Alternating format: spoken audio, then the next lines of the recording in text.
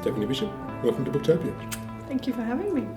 Now, I can say it because I've already told the world through the Bus Club, I loved The Other Side of the World.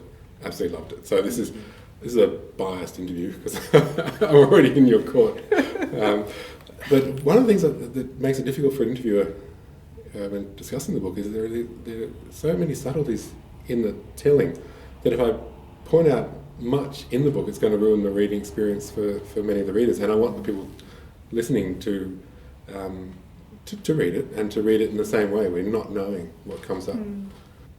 I suppose, when I started work on the book, I didn't know anything other than it was going to be about a mother with a young child, and they would leave England and come to Australia, and she would not be happy. And for quite a long time, up to a year or so, that was about all I knew. So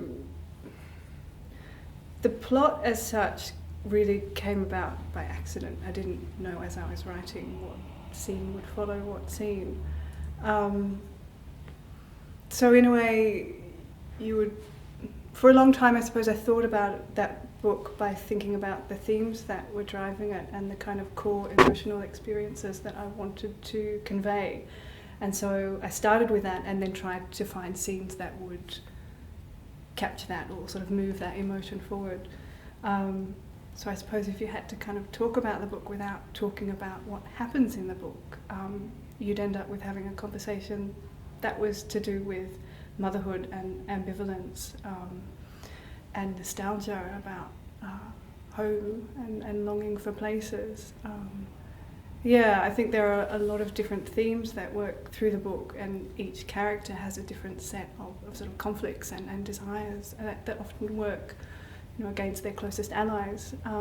So I'm right here being jealous of the book groups and the reading groups who have all read it and are going to start talking about it, because everyone's going to get something else out of this book. They're going to come in with the themes of loss and distance, and there's going to be the pro-husband, pro-wife. There's going to be the pro-England, pro-Australia experience. There is so much going on in this novel beyond those delicate moments in the plot, which I can't talk about. So what I read in the afterword is that this is somehow related to your own family history? It's inspired by the migrations of my grandparents. My grandfather is Anglo-Indian and was born in India, and then moved to England as a boy, and then moved with his wife and 4 children at the time from England to Australia, to Sydney. So I had grown up with this story of our family being from somewhere else. And my grandmother had always spoken of how much she'd missed England. And there was always, throughout my childhood, this strong sense that she'd been brought here against her will, and would much prefer to be in England. So I didn't set out to sort of write about that story, but I then moved to the UK to study, and it was when I was there that I realised what it was that she missed, what it was that she was attached to in terms of a very particular place and a landscape. And I suppose I started to take her grief more seriously, and it made a lot of sense to me. And I started to think about writing this book that was about her experience. She came to visit me when I was in the UK, and it was as if I had fulfilled something in my life that she couldn't fulfill in her own, in terms of returning to England. And she said, we had this conversation, she said at the time that she often wondered what else she might have done, and if it hadn't been for the children, perhaps she would have stayed in England. And this was a kind of turning point for me, and it wasn't long after this that I found out I was pregnant. And it seemed as though my life was in some way mimicking hers, that I was thinking through the same questions in my life that she had thought through, in terms of where is the best place for a child, what is the logic of migrating, and it was really then that the main character Charlotte started to come to life, and the book found some kind of momentum. So I did draw on my grandparents' experiences in terms of the sort of historical development of the novel, in terms of where the family moves and why, although my family went to Sydney and the family in this book goes to Perth. But it does deviate from their story significantly too, so I kind of took that framework and really used the book in a way too to think through my own experiences of homesickness. Did you say you had the homesickness of Sydney?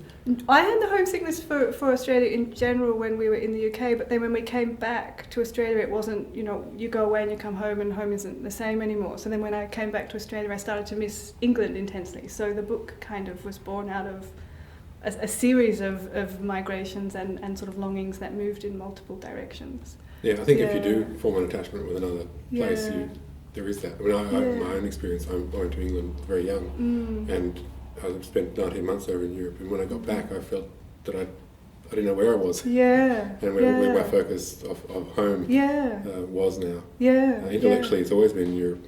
All my great loves are in Europe intellectually, but Australia with its physicality and stuff sort of comes in on its own for that. I'm interested in the way in which you describe the genesis of the book itself, with the one line of mother and child.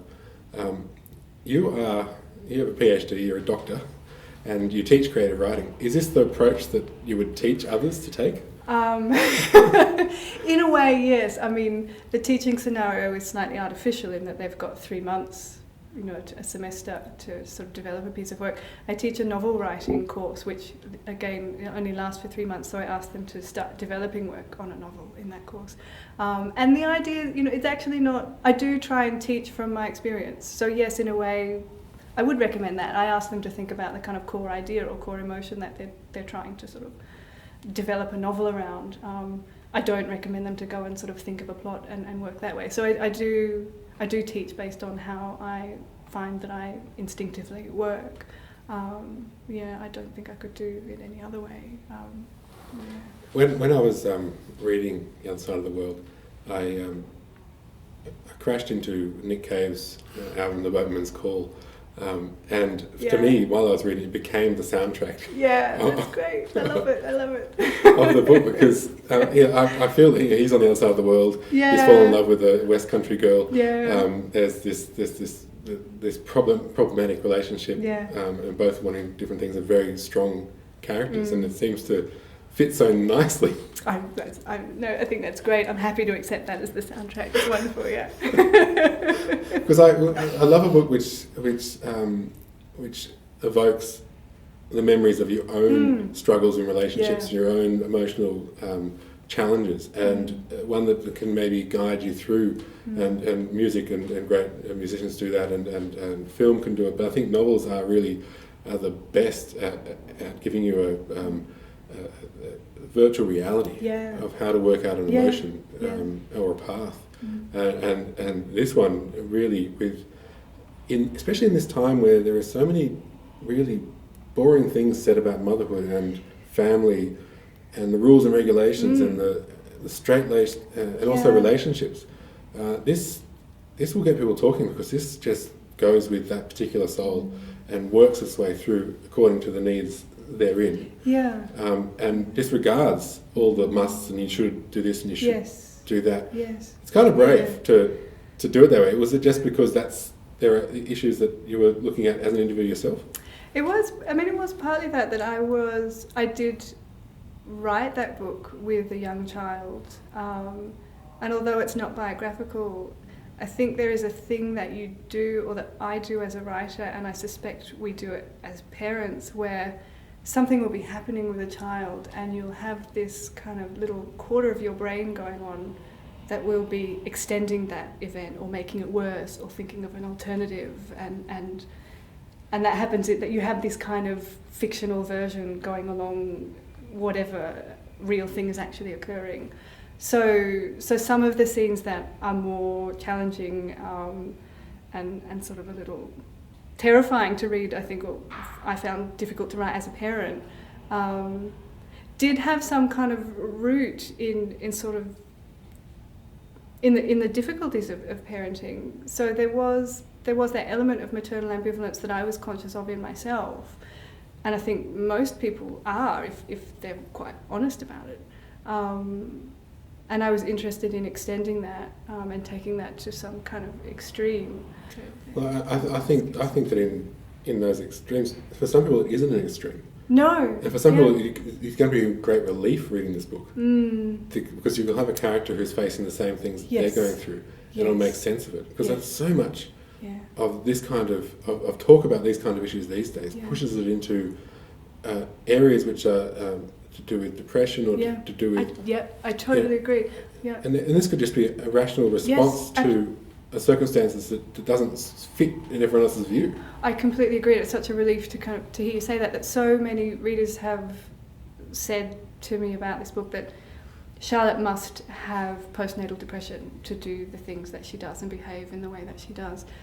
And while I can completely see that may well be the case, the thing that disturbs me about that response is this idea that for that character to do the things that she does, we must pathologise it. That it's not a normal reaction. It's something that's a behaviour that we are going to pathologise and explain in that kind of medical context. I think her reactions are completely justified, and the things she does make a lot of sense given the pressures that she's under. And I think in terms of the way the characters move through the book, that I was very conscious all the time as I was writing it, that they didn't actually know what they wanted, that kind of advice that I think you hear bandied about a lot, that your character must know what they want and they strive towards that, made no sense to me at all. That actually what I realised was happening is that all the characters knew was what they knew what they didn't want, Mm-hmm. and everything that they did was based on an attempt to get out of a situation. But then they would find themselves in another situation that was equally unbearable, and so they would try and get out of that.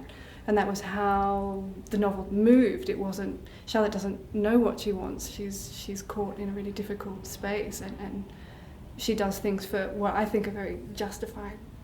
I think it's a really good reminder, this book coming out right now, and I really do hope that the reading groups and book clubs take it up and there is a discussion amongst women about the ending, because the ending should make people sit up and go and question themselves and some of the lazy ideas they've got hanging around. Yeah, I do think you kind of bring your own positions to the ending. And I was going to actually ask you if we can talk about it around. If you have an ending in your head, or if you actually stood back from her as well. No, I feel pretty clear. I know what happens in the end. But I can see why people would think. I can see how it would generate two completely different responses as to what they think the character does at the end. I think I know. For me, I was quite clear that she did one thing, and it surprised me that so many people thought she did the other thing. I have a theory that, how do I say this without giving away what she does? I have a theory that, oh God, if you think she does the better, more noble thing, it's partly because there is this incapacity to think she would do the terrible thing. Whereas the people who think she does the terrible thing completely can see that, yes, that alternative is there, but why would she do that? I can understand why she does the terrible thing.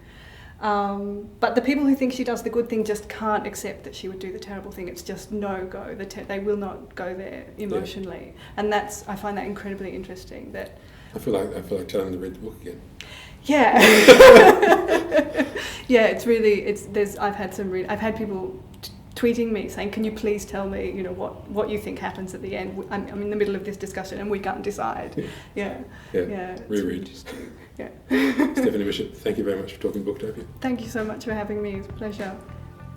Stephanie's book, The Other Side of the World, is available at booktopia.com.au right now.